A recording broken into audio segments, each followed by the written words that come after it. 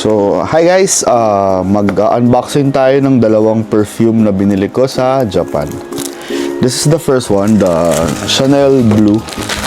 Favorite ko tong Chanel Blue na to.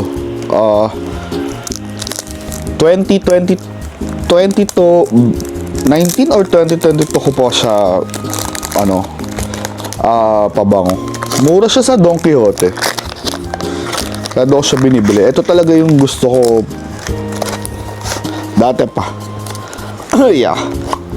Tatlong brand siya. May Eau de Parfum, Eau de Toilette, tsaka Parfum. So, kinuha natin ngayon tong matapang.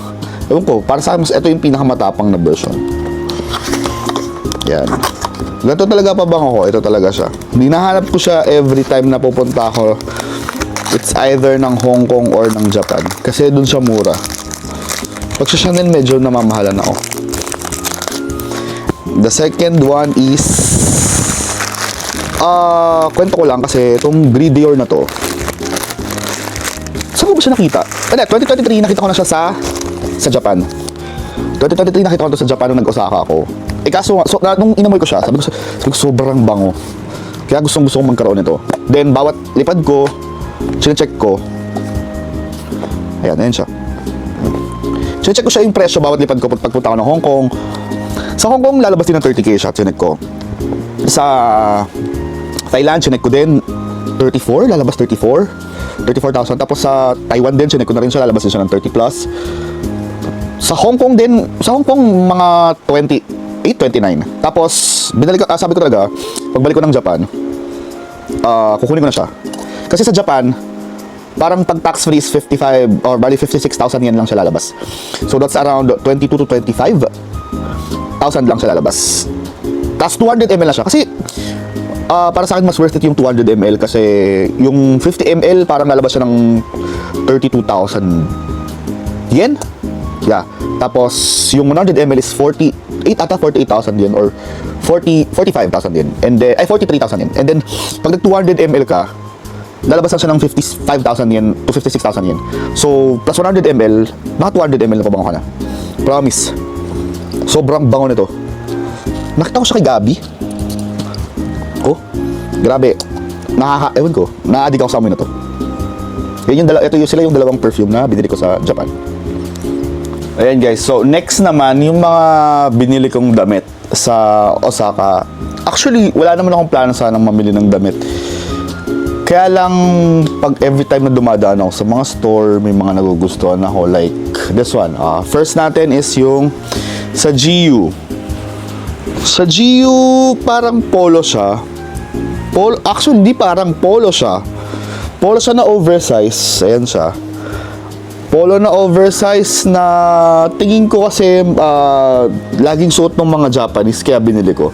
Actually, cute siya. May partner siya na shorts na ginamit ko na pinartneran ko muna siya ng t-shirt naman din na parang kaparehas lang din ito. Kasi mura lang din siya parang 2,000 yen lang siya sa GU. Yes, this is the first. Yeah. Second one is lagi ako nasa Eagle. Yeah. Pupunta ako ng Eagle para uminom kahit konti. Ayan, magte-thank you pala ako doon sa mga staff ng Eagle na talagang lagi silang super welcoming sa mga tao. So, I bought this sa Eagle Osaka. Eagle Osaka ako nagpunta. Yan, this one. Oh, this di ba? Ang cute. Yes. Yan. Cute. Oh, Tokyo pala nakalagay pero sa Osaka ako galing. Yan, ito yung back. Maganda siya. Actually, yung extra large pala nila parang maliit lang din. Sakto lang din sa akin, hindi siya oversized. Next one is itong dalawa pala. Malungkot ako kasi nagpunta ako ng Japan para bumili ng volleyball shoes. Sa Mizuno kasi kailangan yung sapatos wide para maging okay siya sa akin. Kasi pag hindi nakaganyan pa ako, so prone na naman siya sa injury. Then pagdating ko dun sa store, isa sa pinakamalaking store sa Osaka, sinabi na walang wide. Isang kulay lang may wide, white. na meron na ako ng black na version nun. Kaya di ko na kinuha. So, bumili na lang ako ng training jersey ng Japan. Yan. Actually, maganda siya. Di ko alam tawag sa telang ganito. Pero pag sinuot mo siya, parang wala kang suot. Yan. 2XL nga lang. Medyo pricey siya. 4,800 yen. Medyo pricey pero okay naman. Yan. Isang sando. And then, isang t-shirt. Nakikita ko tong t-shirt na to, training jersey ng Japan Women's. Yan. Kay Ishikawa. Yes, ayan. Mas mura ba siya? Mas mahal pala siya kasi 5,200 yen siya. Pero I think worth it naman. Yung size kong yung build ko na to, 2XL yung kinuha ko. Yan, unisex kasi siya. So ayan. Ang ganda. Mukhang maganda naman. And then the last one is this one. Adik ako sa brand na to. And then nung nakita ko na may black yung heart niya, kinuha ko siya agad. Yes. Yan. This Ami shirt. Adik ako sa brand na to. I don't know why. Ayan. Black yung heart, diba? Although maliit lang siya. Sana magkaroon ng malaki. Ayan. Black yung heart. Ayan. Kinuha ko siya. Kasi ganda-ganda ako. Doon sa black na heart. Ayan.